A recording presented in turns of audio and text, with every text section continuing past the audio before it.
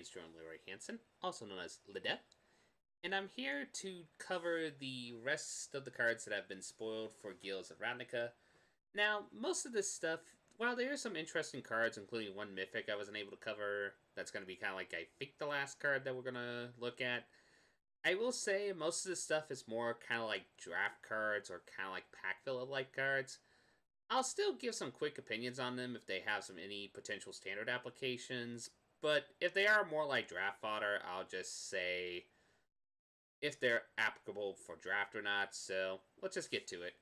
Next up is Gateway Plaza. This is a land that we're familiar with because it was in Guilds of Ravnica. It's a gate that enters the battlefield tapped, and we have to pay 1 mana or else to get sacrificed, but we add 1 mana of any color.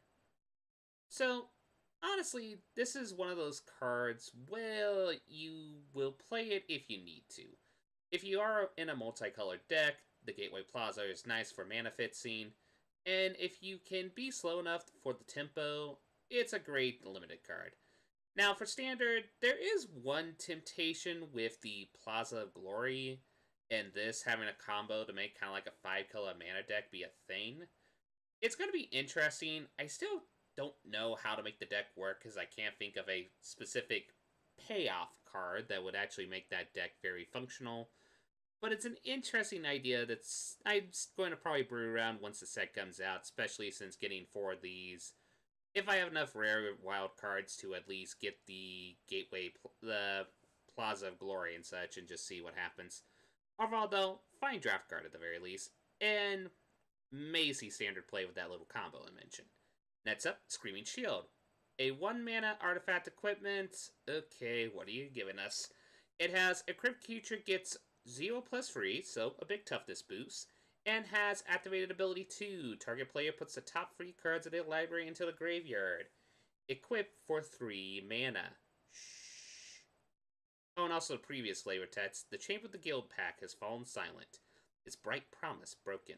But going back to Screaming Shield, actually that's kind of flavorful because I could say here, the set, at least in draft, is trying to promise you that you can try a mill archetype.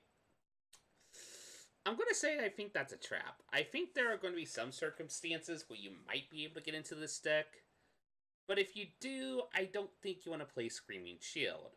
To put it quite frankly, it's a 1-mana do-nothing artifact that you first have to spend 3 mana and then 2 mana, so you have to spend a total of 6 mana and have a creature on the field, so that means additional mana into that, which then will cost you tempo, just to hopefully have a recursive thing to mill free cards. Honestly, I think this is in draft really too slow for the meta. I highly doubt it. It will see. I don't think you want to play this in draft. I think it's almost one of the worst uncommons in the set. Now, for, say, standard, I think there are better options. Like I said, for the whole purposes, like I said, for draft, it's the same thing applies for standard. I think it's too slow. The art is kind of creepy, which is kind of cool. It's just, no. Just don't. Next up, Junk Troller. A 4-mana 0/6 with Defender, but has an activated ability to tap it to put a target card from your graveyard to the bottom of its owner's library. Honestly, this is more like a pack filler if you know you're more of a defensive-oriented draft deck or limited deck, and you feel like you would benefit from the fact of putting some specifically powerful cards from the graveyard back into your library to hopefully recur it if you have like shuffle effects in your deck and such. Maybe. And there's also the possibility that if you're the guy that actually drafts High Alert, that this could be just a 4-mana sit-sits, which is pretty good. Overall, though, I think it's one of those cards that you will cut it out pretty easily if you have better options, but if you're going for the long game, it's a decent card. Hey, wait, that's my boot! Okay, that's kind of cute. Okay, next up. Vizkopa Vampire. 2 and a hybrid of Orzhov colors for a free 1 with lifelink. Honestly, this is just a really good card. It's a free 1 for free mana, which in limited you'll play almost every day of the week, and the fact that it has lifelink is a plus. I don't see this seeing play in any other formats. It's just a perfect draft card. Next up A card that might actually see play in Cube because it's actually a pretty decent Cube card. Cynic Griffin, 2 hybrid of Azorius colors. For a Griffin free 2 flying, and when it enters the battlefield, scry 1. Yet again, just a perfect limited card. It's perfect on curve, the scrying ability is nice.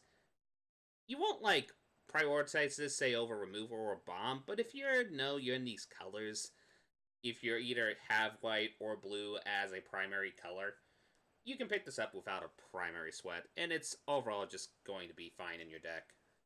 Next up, the Scuddergator, going on the tradition of Simic creatures being very eccentric. 4 and hybrid of Simic colors for being a creature crab, turtle, crocodile. Yes, at common, that's a 6/6 with defender, and it has an adept 3 that costs 8 mana, so we can make this into a 9/9. And as long as Scuddergator has a +1/+1 counter on it, it can attack it so it didn't have defender. So 6 mana for a 6/6 defender. I mean, if you're being defensive, it's a good defender. It's a big butt. Don't get me wrong. However, if you do have stuff like maybe you're splashing white for high alert, or you have ways to put counters on it rather than through the adept, because I do think the adept is a little costly, even though you do make it into a 9/9, which is alright. If you have a way to cheaply put a counter on this, then the card becomes a little bit more of a decent curve filler in Limited. I don't really see this play in other formats, though. It's more just, it's a curve filler. If you need to fill your curve, it's fine. Next up, Rubber Slinger. 2 and hybrid of Gruul colors for a 2/3 with reach. Tear down the cities, lie by lie, and throw it back at the liars stone by stone. So, yeah, it's alright. It's one of those where if you need it as a curve fill, it's nice. Factor that has reach is pretty good because we do have flyers in the meta with stuff like spirit tokens or griffins and such. So it's just a decent on-curve Gruul card that if you need to use it defensively, you can use it defensively. Next up, Footlight Fiend. Hybrid of Rakdos is a 1/1 that has, when it dies, it deals 1 damage to any target. This Footlight's broken. Get me a stagehand! It's alright. Like, I would cut this majority of the times if I'm playing a Rakdos aggro deck. It's alright, though. A 1 mana 1/1, I would rather be paying for more aggressive creatures or aggressive spells at 1 mana, but it's fine. It can find a way to be, no matter what, even when it dies, you can still get a damage in and still be like a free spectacle. So, with that being the case, it's alright. I will cut this out a majority of the time, though, if I have more consistent ways to activate Spectacle go. But in draft, if you need to find ways to activate Spectacle, it's a decent option. And also, it's just a decent blocker, too. Because you can use this to, like, block something, and if somebody has, like, a spirit, you can kill the spirit. And overall, just kind of draft fodder. Next up, Rebel Belt Runner. 1 red and a green for a 3/3 Fish and a warrior at common. Rebel Belt Runner can't be blocked by creature tokens. The sly, stealthy warriors of the Slizzard clan survive by hiding in high ground and ambushing their enemies. Other Gruul call them skulkers and cowards, but only from a safe distance. Overall, this is another draft card. It's alright. It's a curve filler, and there might be the rare circumstances where it might apply, like you're going against a lot of Thopter or spirit tokens. And the fact that you could still be aggressive with this and it can't be blocked is nice. But mostly you're using this kind of 9 out of 10 of the times you're just probably using this as just a free mana free and Gruul, which is just fine, especially you're going aggressive creature. You're going aggressive, you're hitting the face. It's just a fine card. I wouldn't say it's see any standard application, but I don't know. Maybe if tokens become a fiend and Gruul needs to find a way to get damage in, it's an option at the very least. Who knows. Next up, another card that's actually more decent for cube than anything else, but also good draft card, Law Mage's Binding. 1 in Azorius colors for an enchantment aura. It has flash, you enchant a creature, and enchanted creature can't attack or block, and its activated abilities can't be activated. Honestly, just a very fine draft card, and also going to be a fine card to put in cube, because it's just an ability that Azorius wants, the ability to make a creature not be able to do anything, or not being able to activate their abilities, just to make it essentially non-active, is a really good removal spell. Pretty decent. If you're in Azorius, you'll probably play this card. Or if you're in primary blue or white. Next up, Get the Point. Free in Rakdos. For an instant spell, destroy target creature and scry 1. Vraska sees the grandeur in death, but misses the hilarity. Honestly, this is just, if you're in Rakdos, you're probably going to play this.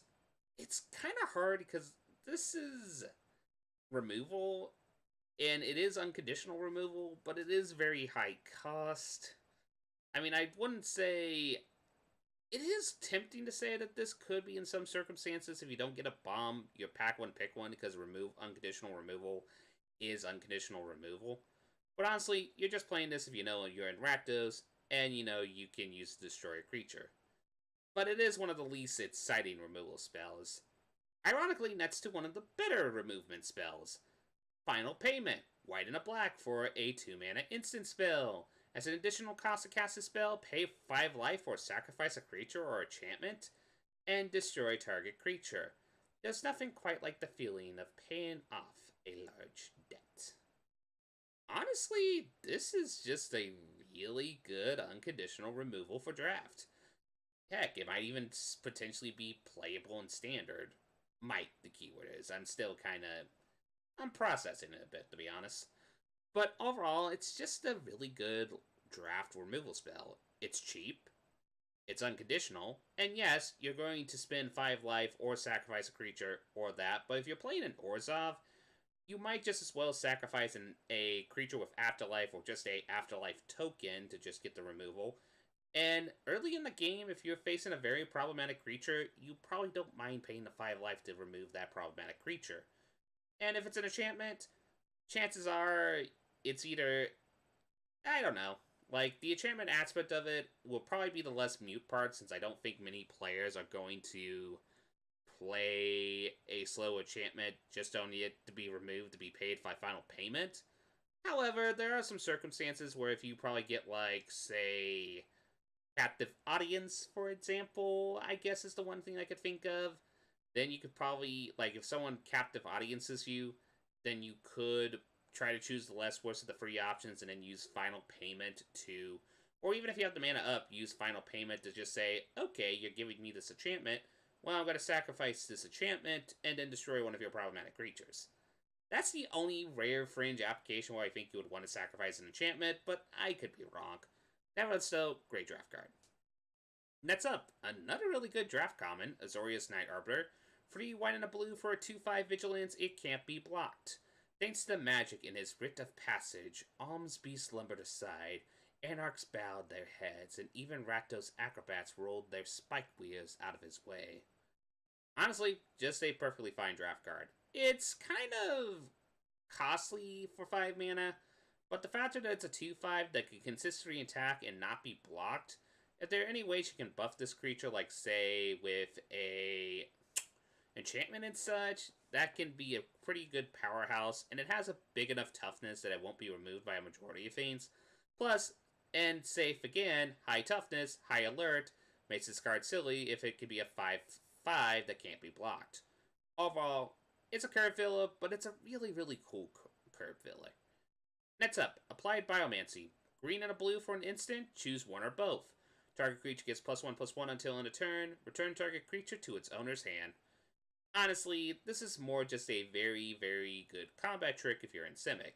I wouldn't say this is like a pack one, pick one type of pick. It's mostly if you see yourself in Simic or you see yourself primarily a green or a blue deck, and you could probably splash in the second color to play this combat trick, because the tempo you do get from this for the factor of the toughness of a creature to help with trade, or just the ability to bounce a creature, and the fact that you can maybe even choose both of this and then just officially do a combat trick and bounce the creature you can't block, that's actually very good tempo.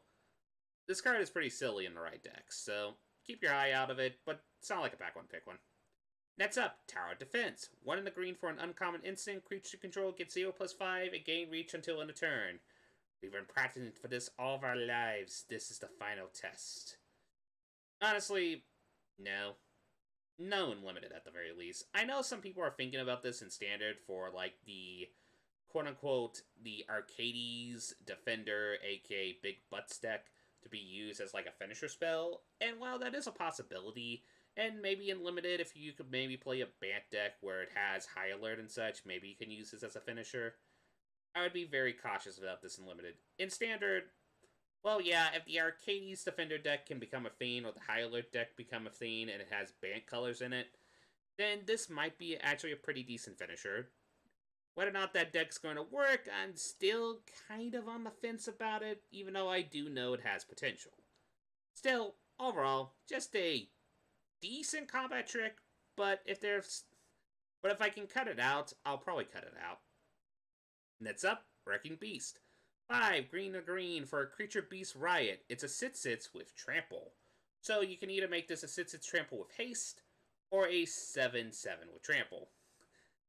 It's an alright curve filler. I do think for the quote-unquote Gruul aggro deck, this is kind of a little bit too slow for draft.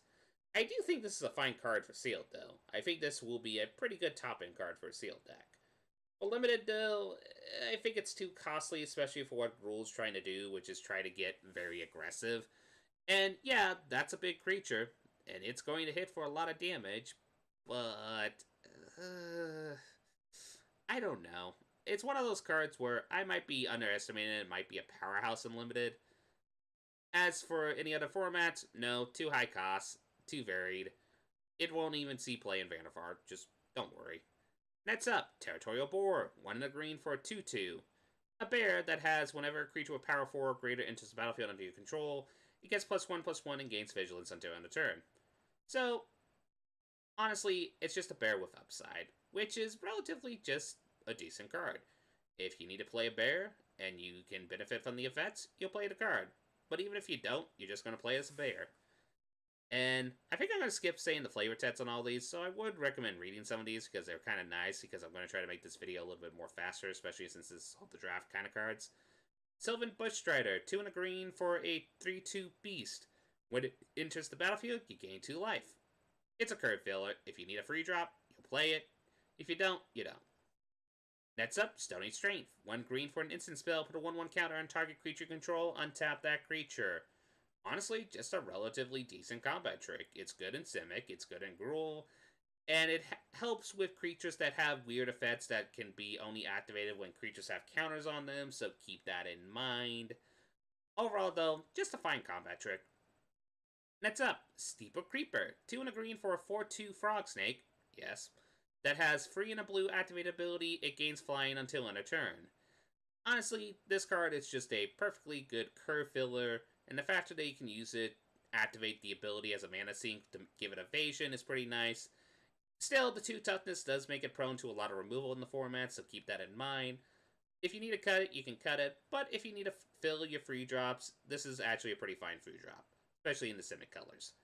Next up, Cerulean Caretaker. 1 green for a 0 free defender, tap an untap creature you control, add 1 mana of any color. Honestly, it's just alright. It's one of those cards where the way I see it is if you need a very slow, if you're playing kind of like a green, blue, if you're playing kind of like a mid-range or slow deck, it's just fine to have the 0 free defender. And while there is an aspect of it where it's technically a mana dork, I don't know if I would want to. It's a weird mana dork, because it's kind of like a mana dork for later game to, or even in the middle of the game. So I don't think there are going to be circumstances where I'm going to quote-unquote tap one of my creatures down to just add a mana of 1 color. Like, maybe the rare circumstances is maybe with, like, one of the Sure Strike cards or combat tricks in the set. Like, maybe I could have a circumstances where I tap, like, a creature that I was blocking with and then give it Stony Strike, block with it, and then tap it using Cerulean's Caretaker and then do Stony Strength or something like that. Like, rare circumstances like that. I could be wrong, though, and maybe this card's a lot more better than I give it credit for, but overall, it's just alright. Next up, Satyrs Folly. 2 in a green for an instant, destroy target creature with flying. It deals 1 damage to each creature with flying your opponent controls. Complete sideboard card if you're in the formats that allow for sideboard play, if you're not playing like a one-on-one format or such in draft or such. But still, there is some decent application, especially if you're going against Azorius or Orzhov that have like Thopter or Spirit tokens. Destroy one of the bigger flyers, and then it deals 1 damage to all the little flyers. That's actually a pretty good sideboard. You might even debatably main board at least one of these if you can, but there are a bit of spells in the format, you probably want to do that. But overall, just a alright sideboard card for limited. Next up, Root Snare. 1 in the green. Prevent all combat damage that would be dealt this turn. No. Do not play Fog in limited. This is a card that, honestly, it's just there to be a fog that if you need it for, say, if you're playing a banned fog deck in standard. I don't recommend playing this in limited. Yes, you're going to have that one time you play it and it saves you and you win a game, but a majority, 70% of the time, it's going to be a dead card that's going to delay you for one turn and you still don't have a way to come back. It's better to replace this card with a card that actually helps you build your board presence or gives you an effect on the battlefield rather than one that just affects one turn. Overall, no. Next up, Rampaging Rinhorn, 4 and a green for a 4/4 with Riot.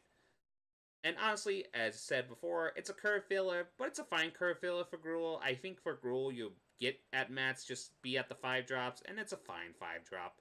You can make it have a 4/4 with haste, or it can be up a big 5/5. Whatever determines by the board state, that's pretty much it. Next up, Mammoth Spider, 4 and a green for a 3/5 with reach.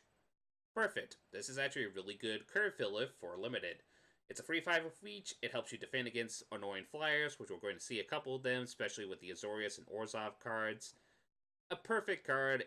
Yeah, it's not like a pack one pick one per se, but if you're in this color and you see it pass by you, you might want to pick it up. Next up, Open the Gates. Green mana for sorcery. Search your library for a basic land card or gate card. Reveal it, put it into your hand, then shuffle your library. Honestly, it's more a limited if you need to get a specific land card that could actually help you with mana fixing and such, which is fine. Does it have any applications for standard? Maybe if that weird gate / Plaza of Glory deck becomes a thing that I'm considering about.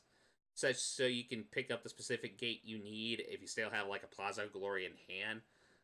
Maybe? I highly doubt it though, but who knows, I could be wrong. But overall though, just a fine, I would say cut it if you can, because you don't really want to waste your deck with cards that are just like, oh, search your library for a basic land card. You want to build up on the battlefield, not build on your land base. There are rare circumstances like ramp spells and such, but ones that put lands into your hand, you usually don't want to play. Next up, Gift of Strength. 1 in the green for an instant spell. Target creature gets +3/+3 and gains reach until end of turn. Overall, really, really, really good card. It's a good combat trick. The fact that you can give it +3/+3 in reach helps you block against a flyer. If you're playing Gruul, you're probably, or even Simic, it's just a great combat trick. Or if you're playing green in general. I'd say it's not pack one, pick one, but if you are in those colors and you see this pass by you, you probably want to pick it up. It's a good combat trick. Next up, Enraged Ceratok. 2 green and a green for a creature rhino that's a 4/4 that can't be blocked by creatures. Excuse me there. With power 2 or less. Really good card. If you're playing in green, pick up this card. The fact that if you're playing very aggressive in green, it's a good card because you can probably, for a majority of the times, actually be very aggressive with it and get in for a few points of damage. And even it's one of those where, from what I've seen with what the creature bases are, this is a very powerful. It can trade in pretty much anything. You can protect it with combat tricks. It's a good limited card. Keep an eye out on this. It's going to win more games than you think. Next up, Aspane Beast. 3 and a green for a 3/4. Curve filler, nets. Next up, 10th Street Dodger. A 1 mana red 1/1 with haste that has red. It can't be blocked this turn except by creatures with defender. Honestly, this is interesting to debate for, like, say, a spectacle deck. However, I don't know. It's one of those ones where it's tempting, but I do think it's kind of one of those ones where there are better options in the meta, such as Conquistador, or even the little one that you could just sacrifice to deal point of damage to somebody. And even a common in this set, you could debate is actually a lot more better than this. However, there are cute things you could do with this, such as maybe you equip it with, say, a powerful effect that when something deals combat damage to somebody, it has something, like, say, the Curiosity we have in the meta at the moment in Standard. Maybe attach it to this, and then you can spend 1 red mana. Make sure that you're going to deal combat damage to the opponent. Draw yourself the card, etc., etc. Like little stuff like that. Though, if you are trying to build up on this creature, it is then going to be prone to removal, so keep that in mind. Probably the mono blue temple deck is probably not going to be beneficial by splashing in red for a 10 street dodger. Like, there are little cute applications you can do with the card in standard, don't get me wrong. Overall, though, I think it's just a alright limited card that might see some silly jank play and some real shenanigans of some people trying to activate Spectacle through very obtuse ways. Overall, though, it is also just a 1 mana 1/1 with haste, which, if you need that for your aggressive deck, you need that for your aggressive deck. Next up, Stormstrike. 1 mana for an instant, target creature gets +1 and 0 and gains first strike until end of turn, scry 1. Play this card. Now, don't go crazy and get like 7 copies of this or such. It's still a combat trick, but this combat trick is actually really, really good. The factor of giving a creature first strike will help you pretty efficient with combat trades, and the stats on the majority of the creatures look like they're going to be fair enough that doing this, as long as it's not like you're not going to do like a 2-drop versus like a 7-drop or something like that, for the most part, it's going to be efficient on trading, and the Scry 1 ability is actually very nice. So, yeah, this card is a good pick if you're in the aggressive. If you're playing red at all, good card.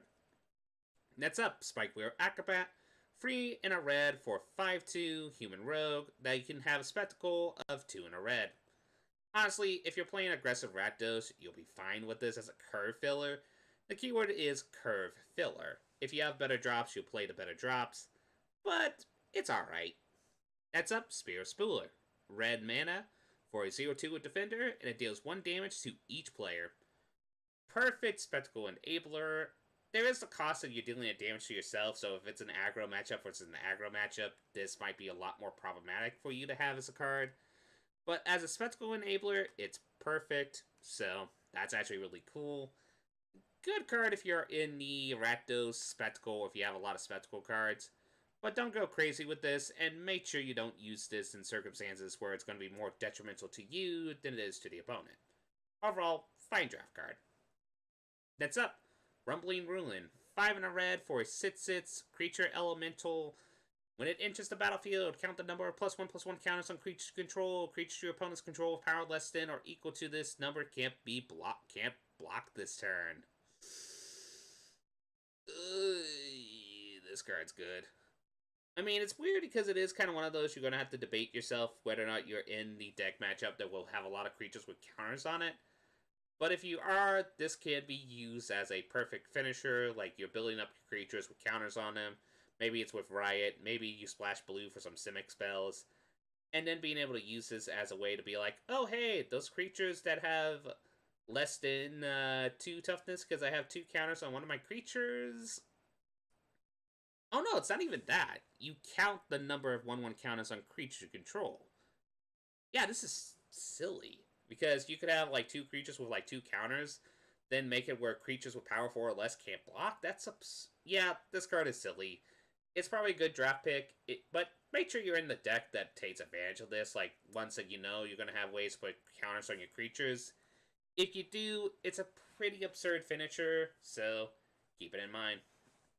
Next up, Riverbelt Recluse. 4 in a red for a 6/5, and attacks each turn, or attacks each combat if able. Curve filler, that's pretty much it. Nets. Rubble Reading. 3 in a red. Destroy target land. Scry 2. No. Too high cost for a land destroy spell. There are rare circumstances where destroying land spells are relevant in standard meta. I would not recommend this. Nets. Nets up. Gravelhide Goblin. 1 in a red for a 2/1 Goblin Shaman that has 3 in a green, that it gets +2/+2 until end of turn. Honestly, perfect limited card. It's a piker with upside. And has a good mana sink ability if you're playing aggressive. Perfect. Like, don't pack one, pick one this, but if you need to fill up your curve, it's perfect. Next up, Goblin Gathering. 2 in a red for a sorcery spell. Create a number of +1/+1 red goblin creature tokens equal to 2 plus the number of cards named Goblin Gathering in your graveyard. It's alright.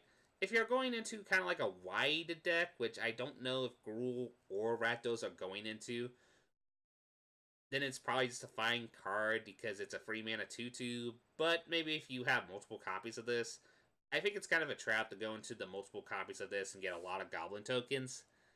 It'll be interesting to see if this has application standards, since we do have stuff like goblin lords and such, and a lot of goblins in the meta in general that could benefit from additional goblin tokens. So it'll be interesting to see. Overall, though, it's just I think it's more pack filler-ish, but if you're in a aristocrat-style deck that can benefit from sacrificing tokens, you might just splash this in. Next up, Gore Clan Wrecker. 3 and a red for a 2/2 with Riot and Menace. It's alright, card filler. That's pretty much it. Next up, Flames of the Braised Boar. 5 and a red for an instant. It deals 4 damage to target creature an opponent controls, and then it deals 2 damage to each other creature that player controls if you control a creature with power 4 or greater. Perfect spot removal. Yes, it's high cost, but hopefully if you're playing this, you're hopefully having high power creatures to get the additional effect of it. But even then, it's just 6 mana unconditional removal in some circumstances. It's a good card. You'll probably want to... I don't know if it's a pack one, pick one, but if it's a really bad pack, you probably can pick it. Next up, Feral Macaw. 1 and a red for a 2/2. It's a bear, enough said. We're mostly used to bears with upside, but if you need a bear, you need a bear. That's pretty much it. Deface. 1 mana for choose 1. Destroy target artifact. Destroy target creature with Defender. Honestly, if it becomes relevant that we have a lot of creatures with Defender that are in the set, some of them that are playable, some of them that are absolutely not playable. So you could make the argument just by that factor alone, you could say that this might be a cheap removal spell. I highly doubt it, though. I do think it's too conditional to just waste a card slot in your deck. Overall, not unlimited, but it might see some sideboard play in Standard. Next up, Dagger Castor. 3 and a red for a Viashana Rogue uncommon 2/3. When it enters the battlefield, it deals 1 damage to each opponent and 1 damage to each creature your opponent controls. It's alright. I mean, it's a 4 mana 2/3, which that sets are not that great. But the fact that I can deal 1 damage to a lot of fiends could help you in token-based matchups, such as, say, maybe someone was playing a lot of Goblin tokens, or Thopter tokens, or Spirit tokens. Then you could probably either sideboard, or at least keep this in, and then when you see a lot of tokens out on the battlefield, use Dagger Cast to destroy all the tokens, and feel pretty good. Overall, though, it's just kind of a, alright card. Next up, and for Standard, well, let's be frank, we have Goblin Chain Roller, and this is not a Goblin Chain Roller. Next up, Active Treason. 2 and a red for a sorcery. Gain control of target creature until in a turn. Untap that creature. It gains haste until in a turn. Honestly, the right decks can take advantage of this card, and it's mostly the Rakdos variation of sack decks where you take control of a very powerful creature the opponent has, attack with it, and then sack it to get benefits out of it, or just sack it just so you can semi-removal. And I believe you can still do it in this type of format as well. You definitely need the tools, and it's probably going to be more Mardu-ish if you go that route. But it's something to consider, though it's not like a pack one, pick one or anything. But it's something to consider at the very least, especially if you have a lot of ways of cheap sack outlets that are unconditional cheap sack outlets that don't require a specific time frame. Next up, Vindictive Vampire. 3 and a black for a 2/3. Whenever another creature you control dies, Vindictive Vampire deals 1 damage to each opponent, and you gain 1 life. Honestly, just kind of a aristocratic card. If you can get a limited aristocrat deck to work in draft, you can give it a shot, though it is prone to a lot of removals, so be very cautious. As for Standard, maybe there are a lot of better 4-drops that do the same type of effect. We were kind of hoping for like a 2-drop or something like that that has the same type of effect, but who knows, maybe. It really is dependent if Mardu Aristocrats can be a thing, and we're still kind of on the fence whether or not it's going to be a thing. There's definitely power into it, but we have to wait and see. Next up, Undercity's a Brace. 2 and a black for an instant. Target opponent sacrifices a creature. If you control a creature with power 4 or greater, you gain 4 life. Perfectly honest, this is almost a pack one, pick one. Almost. It's unconditional sacrificial removal. It's an Edict effect. And yes, Edict effects do have the cost that the opponent can choose, especially if there's multiple creatures on the battlefield. However, there are going to be circumstances where you like do a board wipe or you do a very efficient trade and the opponent doesn't have any creatures and then they play their big bomb and you can use Undercity's Embrace at the end of their turn to make them sacrifice their bomb. Don't underestimate this type of card. These cards can be very powerful if played right. It's a good card. It will probably even see standard play as well, especially in a meta with stuff like Carnage Tyrant and such. Just the fact of unconditional sacrificial edict removal can be very powerful. I mean, while getting 4 life is nice, it's kind of a moot point. Because if you already have a creature with power 4 or greater, you probably have a good board advantage. But still, I think most people are just going to play this because it's unconditional edict. You can essentially cast at the end of the opponent's turn when they play a big bomb and make the opponent forced to sack it, which is pretty hilarious. Overall, really good card. I would say in some circumstances, if the pack is really bad, it can be a pack one, pick one. But there could be an argument that it could just be a pack one, pick one because it's good, efficient removal. That's up. Undercity Scavenger, free and a green for a Ogre Warrior. A free that has, when it enters the battlefield, you may sacrifice another creature. If you do, put 2 +1/+1 counters on Undercity Scavenger, then scry 2. Honestly, if you're going into an Aristocrats deck, this is kind of perfect. You can sacrifice a token. Or if for the random reason you have 7 mana and have this card in hand and then Act of Treason, and then you sacrifice the Act of Treason target with Undercity Scavenger, which I think it's going to be a play you're going to see more in Sealed than you would say see in Draft per se. But it's an option, but mostly it's just there for the Aristocrats deck that wants to sacrifice like either an Afterlife creature or a token that they generate. And you get a pretty good effect, because a 4 mana, if you can sacrifice something 5/5 that scries 2, that's pretty good. Good curve filler, pretty decent card. That's up, First Shade.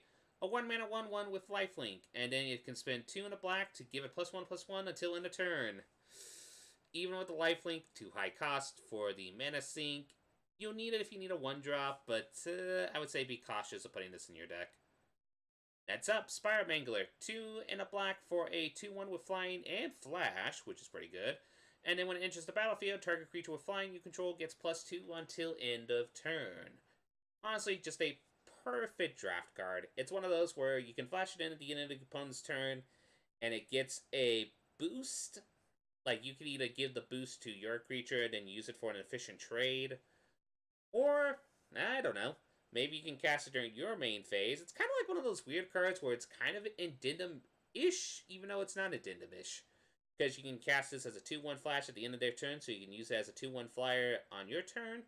Or maybe you're attacking with a flyer already, and they try to block with something, and then you can just flash this in, and then it will be a more efficient trade. You put the +2 bust in the flying creature that's being blocked and such, and so the trade happens more efficiently. It's kind of a cool card in that sense. Overall, perfect draft card. At the very least, it's a 2/1 flyer, which, while it's prone to a lot of removals, sometimes evasion is a very high ability in draft. Don't underestimate it. Good card. That's up, Rakdos Trumpeter. 1 in the green, or, blah, did I say green? 1 in the black for a human shaman, 1 free with Menace, that has a mana sink ability to get +2/+0 until end of turn. It's a fine curve filler. It's actually pretty good that it has a mana sink ability, and it has Menace, so maybe you can use it to pin in for little points of damage. And it's also good for a defensive stat if you need to play like more mid-rangey Rakdos deck. It's a fine card. I don't really see this scene play in standard though, but great curve filler in draft. Next up, Plaguebright. 1 in the black for a 2/1. When it becomes blocked, each creature blocking it gets -1/-1 until end of turn. This card is good for a draft. It's a piker with upside, and the factor that the opponent's creatures will get blocked, will get a reduced stat, is actually pretty efficient, especially since they can't really block with tokens effectively. It's, for a very aggressive deck, this is actually a perfect piker. Don't, like, go pick this out of all the fiends, but it is definitely one of the more powerful commons for draft at the very least, because it makes blocking a lot less efficient than it would be usually. So, overall, fine card. That's up, Noxious Grudian. 2 in a black for a creature beast with Death Touch. Usually you want to spend 1 mana for Death Touchers and not free mana, but if you need a Death Touch to be more defensive oriented, it's alright. But it's more curve filler for draft, enough said. Next up, Ill-Gotten Inheritance. Free and a black for an enchantment. At the beginning of your upkeep, Ill-Gotten Inheritance deals 1 damage to each opponent, and you gain 1 life. And you can spend 5 and a black to sacrifice the enchantment. It deals 4 damage to target opponent, and you gain 4 life. Honestly, it's alright, I think. Like, this is a way that if you don't have any ways to activate Spectacle, you can use this as a way to activate Spectacle, and it can slowly drain your opponent.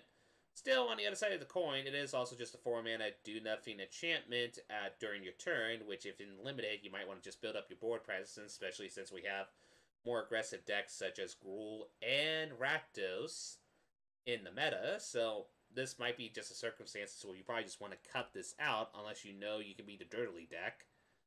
But even then, I don't think Rakdos is going to be a Dirtily deck, and I don't think you're going to use this to activate Spectacle, so it's fine as a curve filler, but on the other hand, it's a 4-mana do-nothing enchantment for a majority of circumstances. Be very cautious when playing this card in Limited. As for Constructed, maybe. I highly doubt it, though, for the high cost and the factor that 4-mana... Usually by turn 4, you want to play creatures and such. You don't really want to play a do-nothing enchantment by turn 4. You want to play stuff to be more defensive on the board and such by turn 4. Like, you want to play Vraska's Contempt. You want to play a Ravenous Chupacabra. You really don't want to play an enchantment that does this effect by that time. You could probably ramp with it, so that's a consideration, but I don't know. It's just... Next up, Grotesque Demise. 2 and a black for an instant. Exile target creature with power 3 or less. Pack 1, pick 1. Really good. Unconditional removal. Don't underestimate it. Good for draft. Probably not going to see much standard play because we have stuff like Vraska's Contempt and such, but still, good card. Definitely good for draft. Next up, Devda's Transport. 5 and a black. A 5-3 with Afterlife 2. Honestly, if you need a top-in for an aggressive style deck, it's perfect. And the fact that you get the spirit tokens to help finish off is actually pretty nice. It's a fine card. I wouldn't say go out of your way to get it, but it's a fine card if you need to find a way to top your curve and have like a finisher. It's a decent finisher. Not a great finisher, but decent. Next up, Dead Revels, 3 and a black, sorcery, spectacle, 1 and a black, return up to 2 target creature cards from your graveyard to your hand. It's alright. It's not great. I would not, highly recommend you picking this up. Sure, sometimes you can get some very valuable creatures back to your hand, and the fact that you don't have to discard cards is nice. It's kind of like a better Macabal Waltz, but you really just want to spend 1 and a black to do this. And unless you know you're in the Spectacle deck, you really don't want to put this in the other type of deck, because spending 4 mana for this is very costly. I don't know. I could be wrong, but I think this is a card you don't really want to play in your draft. Next up, Consigned to the Pit. 5 and a black for a sorcery spell. Destroy target creature. Consigned to the Pit deals 2 damage to that creature's controller. Yet again, highly costed, but still unconditional removal. If you're in these colors, pick it up. It's a good draft card. Will it see play in standard or other formats? No. It's too high cost. Next up, Clear the Stage. 4 and a black for an instant. Target creature gets -3/-3 until end of turn. If you control a creature with power 4 or greater, you may return up to 1 target creature card from your graveyard to your hand. Now, if I was going to spend 5 mana for a return something to the battlefield effect, or return something from my hand effect, I would rather it be a removal spell and do that. However, it is kind of weird in the sense that to do that, you first have to have a powerful creature on the battlefield first, which is kind of awkward.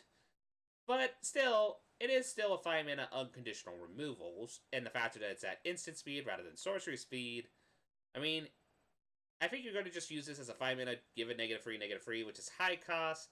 But if you have states and circumstances where you have high powerful creatures on the battlefield, it kind of screams Windmori, but it is also kind of unconditional removal, and sometimes it's fine. Now, is there better removal in the set? Yes, but if you need to play this, you'll play it. Next up, Catacomb Crocodile. 4 and a black for a free 7. Quite frankly, curve filler. Next up, Carrion Imp. 3 and a black for a 2 free fly-in. When it enters the battlefield, you may exile target creature card from your graveyard. If you do, you gain 2 life. Honestly, just a perfect curve filler as well. The factor that you can probably hate out reanimator strategies is kind of cool. But honestly, you're just doing this mostly just to get a 2 free flyer that gets you just a little life gain. That's pretty much it.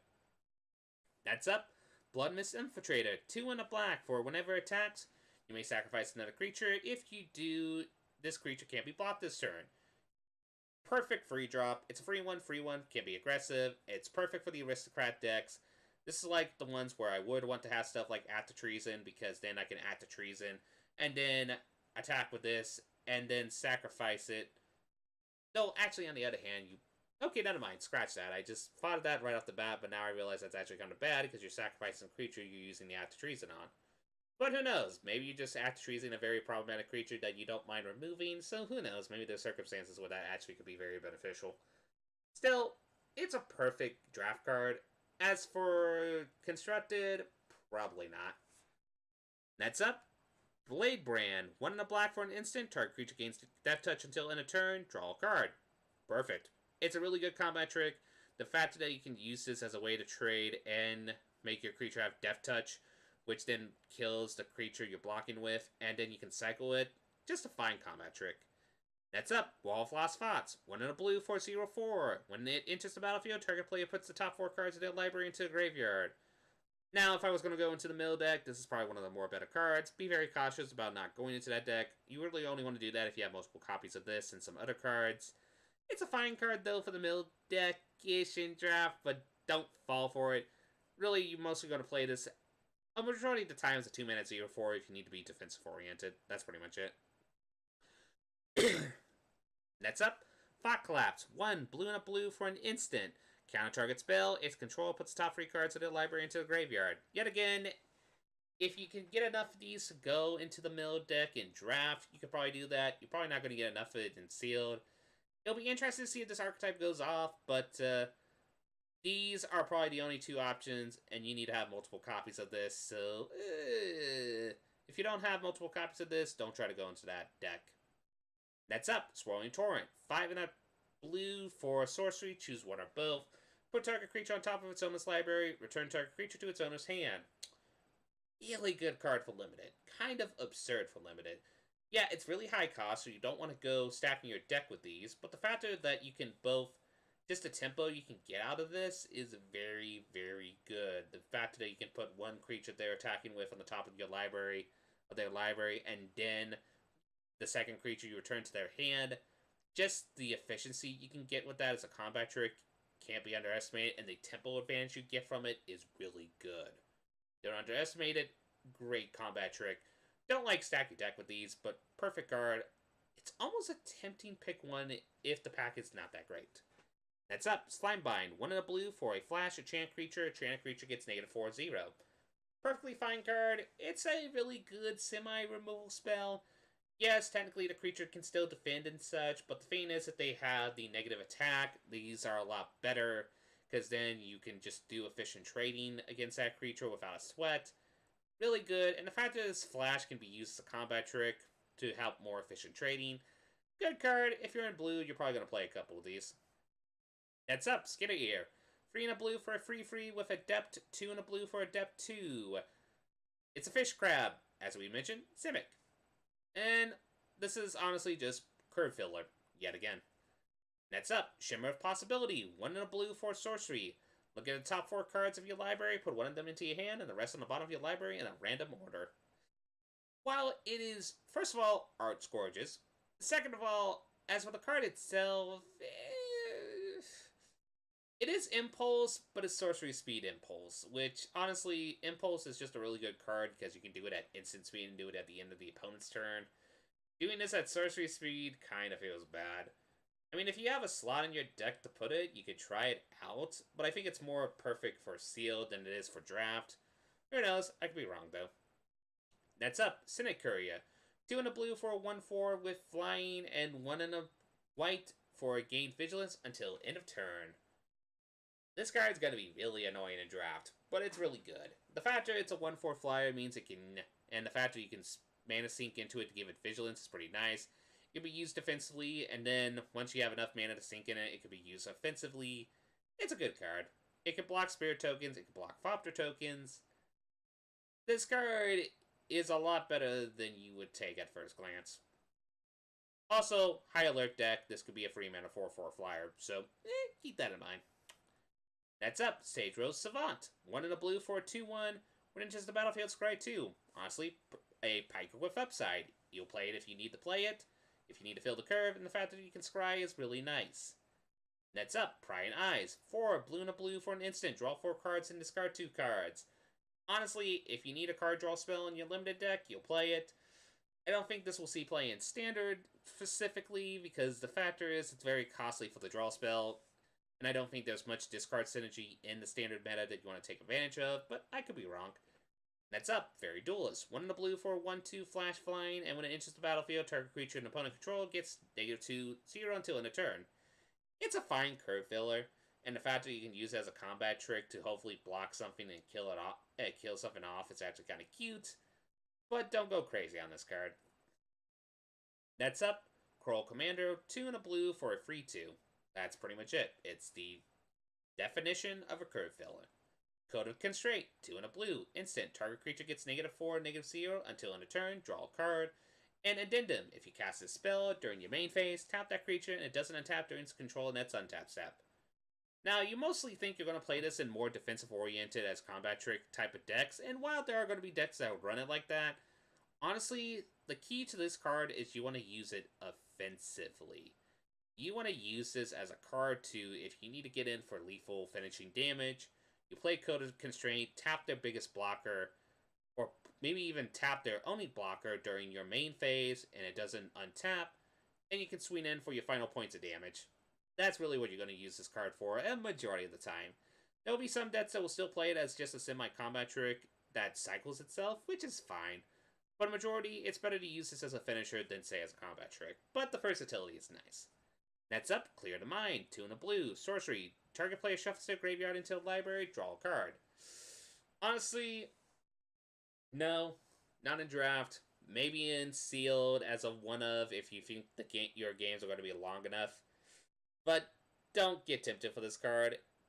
As for a standard play, I mean, if you see graveyard shenanigan decks be a thing, you might consider this just as a way to dirtle the deck a little bit, but there are better options. Heads up, Chill Breanna, 4 in a blue for a free flyer, which when it enters the battlefield, tap target creature and opponent controls, it doesn't untap during its control, it's that's untap step. Yes, you'll want to play this card if you're playing blue. Now 5 mana is steep, but the fact that it's a free flyer that freezes something is very nice. Don't underestimate this card, the card's pretty good. Next up, Watchful Giant, 5 and a white for a creature giant soldier. When it enters the battlefield, create a 1/1 white human creature token. It's a free sit. Honestly, unless you're in the high alert deck, don't play this type of card. Too steep for just that type of stats. And while getting a token out of it is nice, it's not perfect. I would say be very cautious playing this card. Only play it if you need it as a curve fill-up, but even then, cut it when you need. Cut it if you can. Next up, Twilight Panther. 1 white mana for a 1/2 that can spend black mana to give it Death Touch until end of turn. Okay, this is Marduk Hateblade. And for anybody who played Khans of Tarkir Draft, you know that Marduk Hateblade was a really, really good card. Now, yes, this is a cat spirit, which probably doesn't benefit a lot with, like, say, how Marduk Hateblade was a warrior and had a lot of beneficial synergies as warriors, as in the Khans block. But still, this is a 1 mana 1/2 that can block tokens, and late game, you can just give it Death Touch and give the threat of Death Touch when blocking something and kill off a big creature. It's a good card. Don't underestimate it. In draft, it's not a pack one, pick one, but if you are playing white and playing an Orzhov, you'll probably want to pick these up. Next up, 10 District Veteran, 2 and a white for 2 free vigilance. When it attacks, untap another target creature you control. For Philip, enough said. While the untap ability is kind of nice for some circumstances, there are going to be very fringe circumstances where you take advantage of that. Next up, Syndicate Messenger, 3 and a white for a 2 free flying with Afterlife 1. Perfect curve filler. If you're playing white, you want to play this card, and the fact that when it dies, it replaces itself with a token is pretty cool. Overall, good card for limited. Next up, Summary Judgment. 1 and a white for an instant, deal 3 damage to target tap creature, and it has Addendum. If you cast a spell during your main phase, it deals 5 damage to target creature instead. Honestly, if you're playing white, pick these up. They're good unconditional, well, semi-conditional removal, I guess is a better way to say it. Most of the time, you're probably going to cast this at the end of the opponent's turn when you know the creature's are tapped. But if you need to kill a big fiend off, the fact that the addendum can be used to kill off more bigger creatures is pretty nice. Still, good limited card. Whew. We're almost, I think we're halfway to almost done with these, but let's get to this. Prowling Caracal, 1 and a white for a free 1 cat. Perfect card if you're playing aggressive in white, it's a good card filler. That's up, Knights of Sala, 4 and a white for a free that can block an additional creature each combat and afterlife 1. Honestly, there are better 5-drops in this format, but the fact that you do get a 1/1 token out of it is kind of cool. Be careful when playing the card, though. That's up, Jessica's Portal, 1 and a white, instant. Exile target creature control, then return the card to the battlefield under its zone of control. It gains first strike until in a turn. Completely honest, it's an alright combat trick-ish. I would say only play this if you have like cards that have really good into the battlefield style effects and can benefit from the first strike. So be very, very careful of how you play the card. Don't like block with a creature and then just cross portal. This is kind of one of those circumstances where you want to cast this before blocker step and then do just cross portal so your creature can have the first strike when blocking the creature and then get the beneficial into the battlefield effect if that applies. But overall, it can also just be just a decent combat trick, so... But mostly this is more beneficial in into the battlefield style like decks, and there's a couple of ways you can do that in this format, so keep an eye out for them. Next up, Impassion Orator, 1 and a white. Whenever another creature enters the battlefield under your control, you gain 1 life. Speaking of which, hey, bounce a creature, you gain 1 life out of this creature, so hey, there's 1 right there.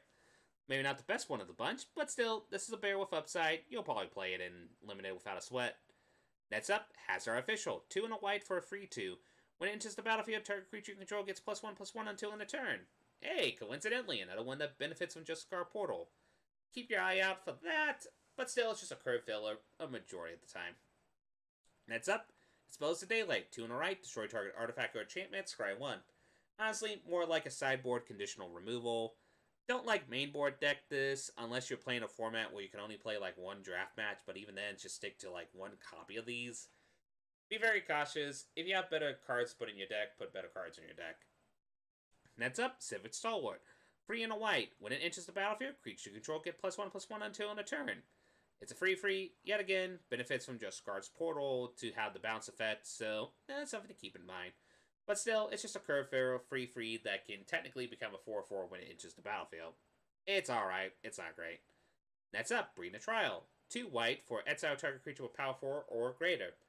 It's technically unconditional removal, but it's circumstantial unconditional removal. You're using this majority of the time to take out a really big creature, which is good as a one-of to take out like one of the big threats that maybe an opponent would have.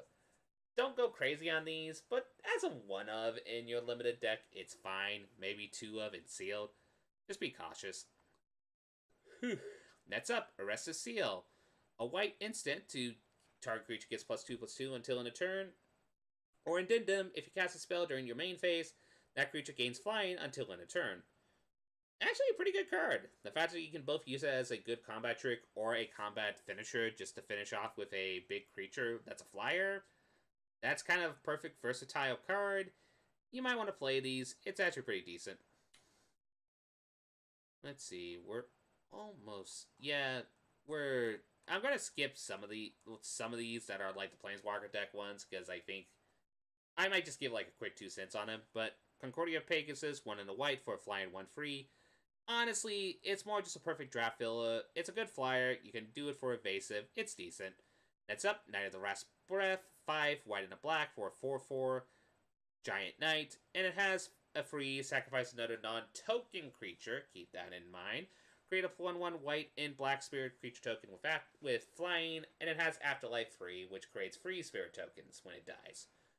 Overall, it's a little probably too high cost for draft, but it's perfectly fine in limited, I would say. Like in sealed specifically, but in draft, it might be too high cost. I don't know. It's one of those this is one of those I really can't judge it until I play it circumstances to see if this meta is slow enough to get 7 that you can play 7 mana stuff. But with Gruul and Rakdos out in the battlefield of this format, I highly doubt it. Same thing goes to Sphinx of the Guild pack. Sure, a 5/5 flyer that's all colors and has protection from monocolored removal is nice.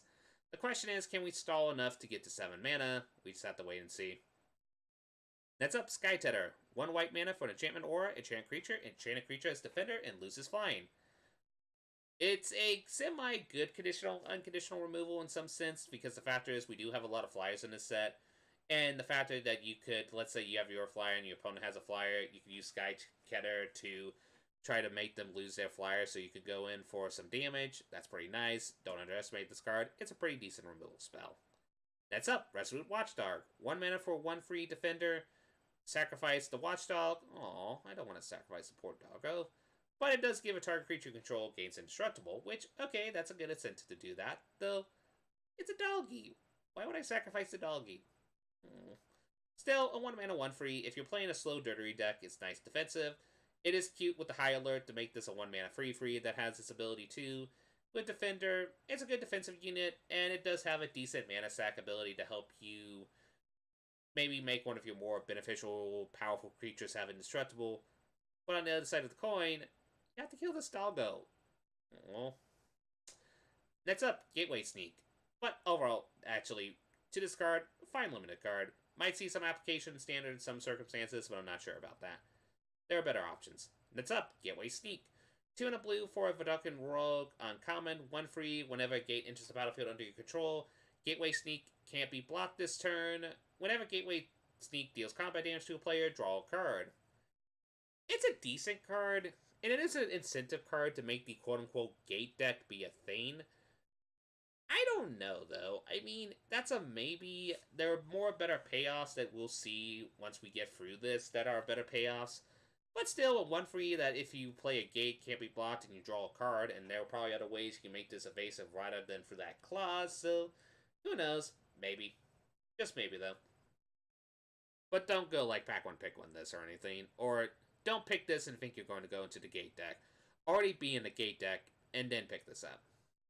Next up, Gatebreaker Ram. 2 and a green for a sheep, 2/2, and it gets +1/+1 for each gate you control. Okay. As long as you control 2 or more gates, this card has Vigilance and Trample. Okay, if you want to go into the gate deck, this is a payoff. It's a very good payoff for the gate deck. The factor that this is, sure, paying free mana for a 2/2 is, but if you're in the gate deck, this becomes incrementally bigger, and then spending free mana for hopefully a 4/4 with Trample and Vigilance, that's really decent. But yes, you want to be in the gate deck before you play this card, but if you can get into the gate deck and get this, it's a pretty good card. Next up, Clamor Shaman. 2 and a red for a 1/1 with Riot. And when it attacks, target creature an opponent controls can't block this turn. Yeah, this is a good card. You're going to play this in your aggressive decks in the Gruul for limited. I don't know if I would play this, say, in standard. Maybe, though. Maybe. Still, this card's going to be a lot more annoying than you think at first glance. The fact that they can make a creature that is high toughness not be able to block, and then the opponent can attack with a bigger creature, this card's going to be a lot more annoying than you think. Next up, Cavalcade of Calamity. 1 and a red for an enchantment. Whenever creature you control with power 1 or less attacks, it deals 1 damage to the player or planeswalker that creature is attacking. It's alright. I mean, if you need a Spectacle Enabler and you do have a lot of like tokens, you might consider splashing for this just to get some extra points of damage. Be very cautious though. If you have better stuff to put in your deck, put it into your deck. But only do this if you're in a deck that has token-based synergies and such. Don't put this in where you have cards that have like high power and such for obvious reasons. As for constructed, I can see someone do a Boros Weenies deck and try to put this in to see how it goes. I don't know how effective that deck would be, but we'll wait and see. And now we're going to get to the Planeswalker deck cards. And honestly, I'm going to skip a majority of these because I mostly like to do these when I do my deck tech on trying like testing out these cards and seeing how they do if you're like a first time player. Note though, a majority of these cards are just beginning cards, with the exception of like 2 cards that I think are specifically. Oh no, these cards are exclusively to the Planeswalker deck, so scratch what I just said there. So we'll talk about these once we talk about these. So let's actually get on to the other cards. One card that's in the set: Collision and Collusion. Collision, 1 in a green. For an instant, it deals deals 6 damage to target creature with flying. Or Colossus, green and a red. Target creature gets +4/+2 and gains trample until end of turn. Really good rule card. I mean, the fact that you can use the left side when you have to deal with a problematic flying creature is nice, but usually you don't like the main deck these. But this one is the exception, because the fact is, even if you don't need to use this left side, you can just use the right side to help make one of your creatures a lot more powerful and maybe use as a potential finisher. Overall, really good card. This one is a very high pick in draft. Keep your eye out of this, especially if you're going Gruul or in the Gruul colors. Next up, Replicate and Replicate.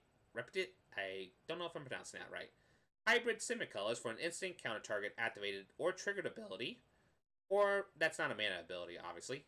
And Replicate. 1 green and blue for sorcery. Create a token that's a copy of a target creature you control. Really good Simic card. This card is really silly. I mean, we have a lot of cards like Planeswalkers are triggered abilities. Keep that in mind. So using Replicate will actually be very powerful to counter some very powerful Planeswalkers, such as Teferi's Ultimate and such. And even then, there's some cards with some annoying activated or triggered abilities that you can counter it with the Replicate side. This is a very good control card, and the fact that you can put this in a primary blue deck because it only costs 2 blue is fine.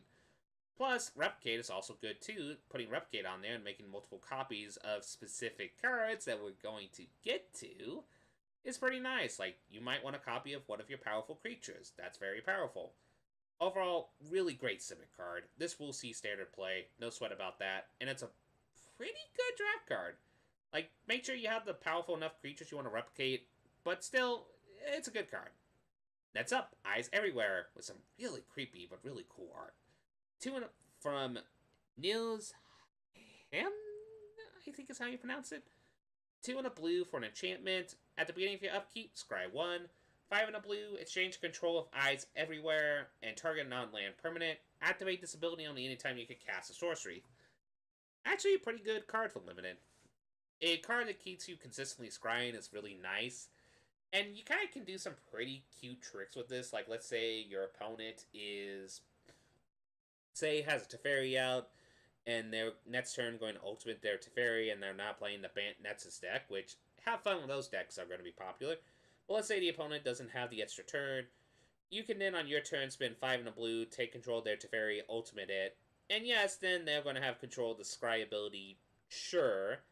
But you have an ultimate Teferi, and you're probably going to win the game. So, there's like little tricks like that. Or maybe you can, or say, use it as a finisher with that exchange ability. Exchange like the really big bomb, and then be able to attack in it if you have a way to give it haste and such. Like, there are cute tricks you can do with this. It's a fine card for limited, and I do think it might see some. If it weren't for the fact that the Search for Azcanta is in the meta, I don't think this card would see play because of that, but who knows? Maybe someone will test it out at the very purpose just because of that second activated ability. Next up, Regenesis. 3 green and green for an instant, return up to 2 target permanent cards from your graveyard to your hand. The cards are alright. Not great, alright. If you're playing kind of like a combo-centric deck and you need to get specific pieces for your combo that get hated out, you can use Regenesis to get those combo pieces back, which is nice. And maybe you're playing an overall value-based deck, then you can get your value pieces back, which is fine. Honestly, though, I think the best application for this card is Commander, because there are times where you just need to fetch cards from your graveyard that you need to replay again. And as long as they're permanents, you're fine and dandy. It's an alright card. As for Standard, probably too high cost for that effect, and we have better ways to get cards from our graveyard, but who knows, maybe. Excuse me. Next up, Forbidding Spirit. 1 white and a white for a creature spirit cleric, free, when it enters the battlefield until your next turn, ghostly prison, pretty much. Honestly, it's alright-ish. I mean, it's a free mana free, which is fine. And the factor that you could give a ghostly prison effect is pretty cool. It helps you dirtle if you need to against aggressive decks. If you need to play in a draft, you play in a draft. As for constructed, you can make an argument that this might see play as a way to dirtle some aggressive decks. Maybe. I don't know exactly. I need to see it to see play before I make final judgment. But it's an interesting card. Mostly when people like ghostly prison effects, they like the enchantments more than they like the creatures. But you could make an argument that this is actually a lot more effective because, well, the fact that it has the enter the battlefield effect rather than it being a static effect on the creature makes it not prone to removal, and the fact that the enchantment itself, well, if you had the enchantment Ghostly Prison, then people are just going to hate the enchantment out as quick as they can, so... I mean, it's an alright card. It'll be interesting to see how this sees play in the meta. I don't know if it will, but I've been wrong before. Next up, Macabron Mockery. 2, black and a red for an instant. Put target creature card from an opponent's graveyard into the battlefield under your control. It gets +2 and all, gains haste until in a turn. And then you sack it at the beginning of your next end step. Really, really good Rakdos card. I mean, it's good for draft if you know you're in a removal-centric deck and you can use this to, say, remove one of their bombs and then use Macabron Mockery to use their bomb as a finisher, especially if it has flying. That's actually pretty cool as a way to do as a finisher. But even then, this might also have some standard applications because there are some very high-power creatures in the format, such as Carnage Tyrant, even the Drakes if you're in a spell-oriented deck. I mean, a variety of things. The fact that you can use this to both steal something, give it a power boost, and then use it to go in for damage and then sack it so you don't have to worry about it getting back to the opponent, that's actually pretty cool. I think this card is subtly a really good card for Standard. Don't underestimate it. It's going to have some silly applications. Next up, Rally the Battle. 3 and a white for an instant. Creature control get +3/+3 until +1/+3 until in a turn. Untap them. It's alright. Usually when you want combat tricks like this, you'd rather spend 3 mana than 4 mana. But I guess the +1/+3 boost is nice, especially if you're in the High Alert / Arcades deck. Maybe. In Limited, it's alright as a 7th card, but if you can replace it, replace it. It's a semi-decent combat trick, but don't go out of your way and pick this up. As for Constructed, there are better options like Rallying War in the meta, so, no. Next up, Sentinel's Mark. 1 and a white for an enchantment aura. Flash, enchant creature. Enchanted creature gets +1 and +2 and has vigilance. But if you decide to cast this during your main phase, the enchanted creature gains life leak until end of turn. It's alright. I mean, the fact that it can give a creature the +1/+2 and give it vigilance and then be used as a combat trick is nice. And then if you don't want to use it as a combat trick, you can use it on your main phase and make it have a significant life gain. There will be moments where you're going to get a massive life steal because of that effect. However, this is an aura that is going to be dependent on a creature. And it's also going to be dependent on it not being removed and then getting 2 for 1. So I would say don't go crazy on these cards. But as a one-of, if you know you're in a deck with have some pretty powerful creatures, it's alright. As for Standard, probably not. It's too risky, especially in a meta with a lot of removal, so probably not. Next up, Persistent Petitioners. 1 in a blue for 1 free human advisor. -1 and tap it. Target player puts the top card of their library into the graveyard. And then tap for untapped advisor to control. Target player puts the top 12 cards of their library into the graveyard. A deck can have any number of cards named Persistent Petitioner. Okay, this card's interesting. This card is kind of the rats of the deck, where the fact that it's one of the cards where you can have multiple copies in it. And this is going to be a card to incentivize, at least in draft, the mill deck. But honestly, you really want multiple copies of this. Because the main thing in draft, and we're talking about draft here for the moment, this is the only advisor in the set. There is not that many advisors, if not any advisors in the set. So if you want to go off with the mill deck with this sub-strategy, you need at least 4 Persistent Petitioners. Because to be honest, a 2-mana 1 free with a 1-tap ability that just makes someone put the top card of their library into their graveyard is not that great. You really want to do it for the top 4 ability, and honestly, in draft, there are going to be some very rare circumstances where you're going to get away with that. In sealed, if you find a way for some random reason to pull like 6 of these out of each of your packs, sure, go give it a shot if that's your primary color and have a laugh. Though I do think it's less effective than you say. I don't know, maybe.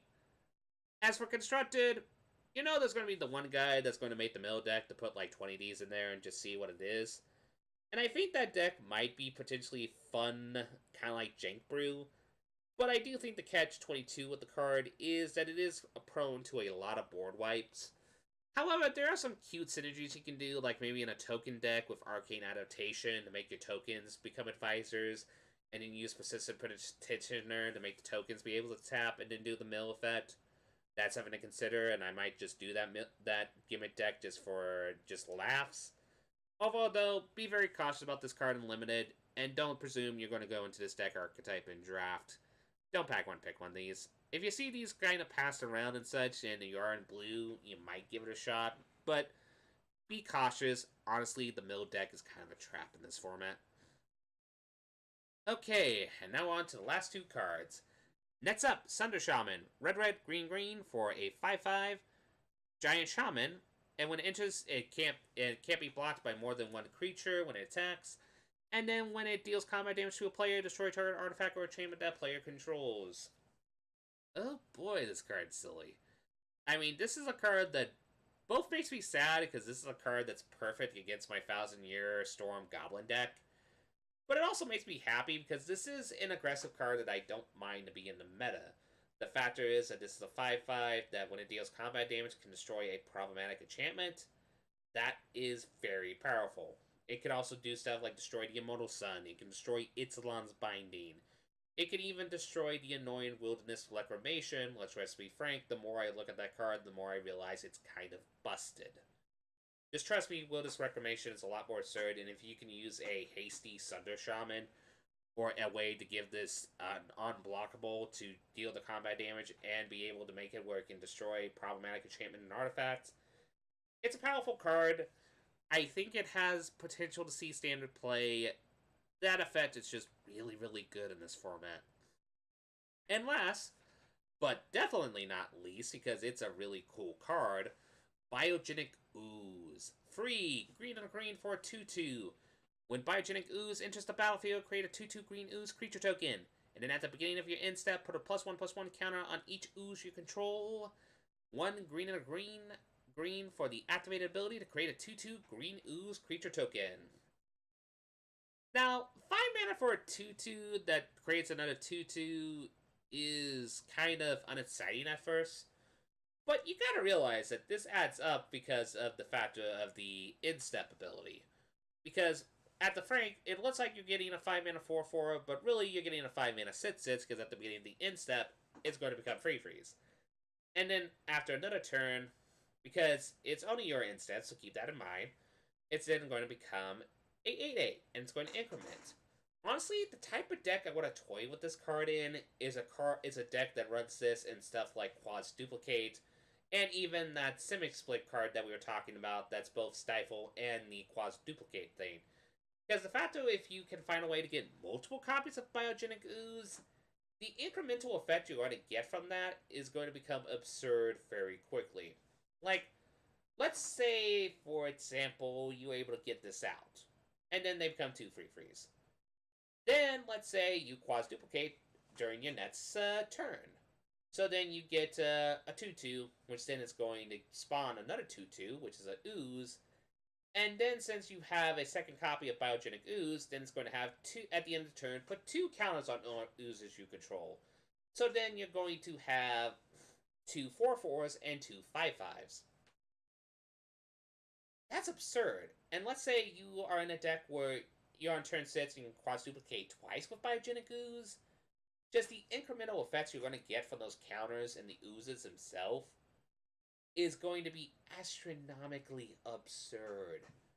This is going to be a fun card of the set. Like, it is prone to board wipes. It is very prone to some very hate. Like, people can remove the Biogenic Ooze once you try to Quads Duplicate it, so keep that in mind.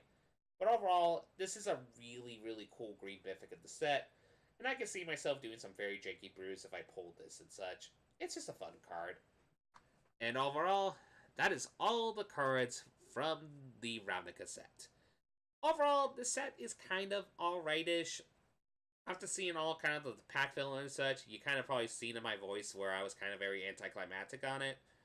And while that's the case, there is actually some really cool cards that I can't wait to brew with this set. And just to let you know, for the following next weeks and such, I'm going to kind of make some top 10s of that. I'm going to make a few of them. One of them is going to be the top 10 uncommons that you want to keep your eye out for draft and such, and top 10 uncommons you don't want to draft. Because I feel like that's kind of one that's kind of less talked about. Like, everybody talks about, oh, the top 10 rares you want to draft, or the top 10 commons you want to draft. But really, uncommons are ones you don't really see people talk about a lot, so I'm going to try to give that a shot. And then I'm going to talk about the top 10 cards I kind of want to jank brew with, or top 10 cards I want to brew with, and just do that. And then I see if I have enough time next week, make a pre-release guide video to tell you how to do well during your pre-release and such. If I don't, then I might just point to people who already make that type of content, because some of them are actually really good, and they're really good pointers for beginners. But overall, thank you for enjoying this time with me. I hope you all have a lovely day or night, depending on when you're watching this. This is LevDev, signing out.